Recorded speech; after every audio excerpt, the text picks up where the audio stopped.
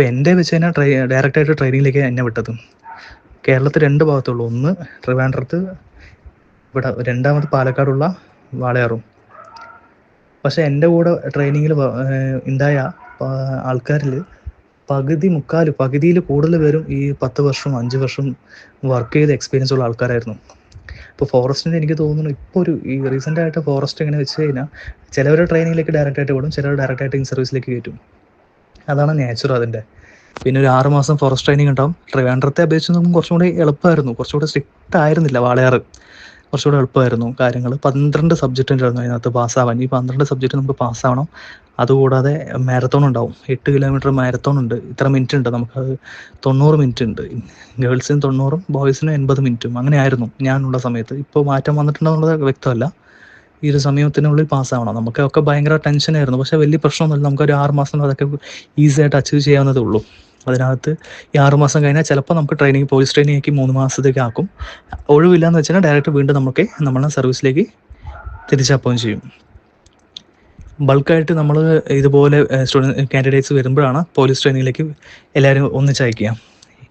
എൻ്റെ 6 മാസം വാടാറുള്ള ട്രെയിനിങ് കഴിഞ്ഞതും എനിക്ക് കിട്ടിയത് സൈലൻറ്റ് വാലി ആയിരുന്നു.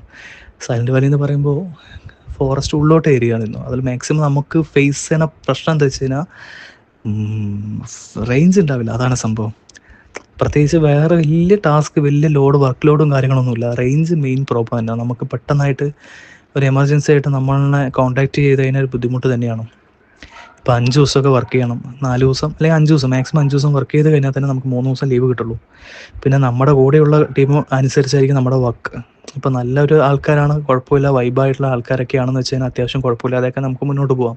അതേസമയം ഇപ്പോൾ നമ്മുടെ മലൻ്റെ ഉള്ളിൽ നമ്മളെ കുറച്ച് പേരെ മാത്രം 2, 3, 4, 5 പേരെ മാത്രം ഇട്ടിട്ട് അവർ തമ്മിൽ പരസ്പരം പൊരുത്തമില്ല എന്ന് വെച്ച് കഴിഞ്ഞാൽ അതിൻ്റേതായിട്ടുള്ള ബുദ്ധിമുട്ട് അത് വേറെയുണ്ട്. നമുക്ക് വേറെ എവിടെ ഓടിപ്പോകാൻ പറ്റില്ലല്ലോ, ഫോറസ്റ്റ് അല്ലേ, എവിടെ പോകാനാ. അതുപോലെ തന്നെ ലേഡീസിനെയൊക്കെ കുറച്ചുകൂടെ റിസ്ക് ആണ്. കാരണം ഈ ടൗൺ ഏരിയയിൽ കിട്ടണമെന്ന് പറയുന്നത് കുറച്ച് കമ്പാരിറ്റീവ്ലി കുറവാണ്. അത്യാവശ്യം ഹോൾഡും കാര്യങ്ങളൊക്കെ ഉള്ളവർക്കായിരിക്കാം കിട്ടുക.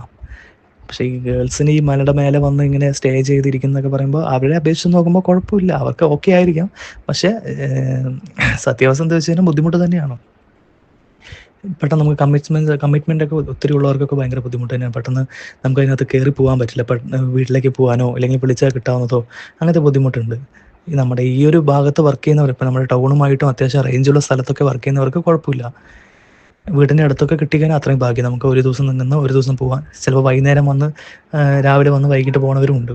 അത് ഭാഗ്യം പോലെ ഉണ്ടാവും. പക്ഷേ ആദ്യമായിട്ട് പുതിയൊരു ഫ്രഷ് ആയിട്ടുള്ള ആൾക്കാരെ അപ്പോയിൻറ്റ് ചെയ്യുമ്പോൾ കൂടുതലും ഉള്ളോട്ടായിരിക്കും. പാലക്കാട് ഏകദേശം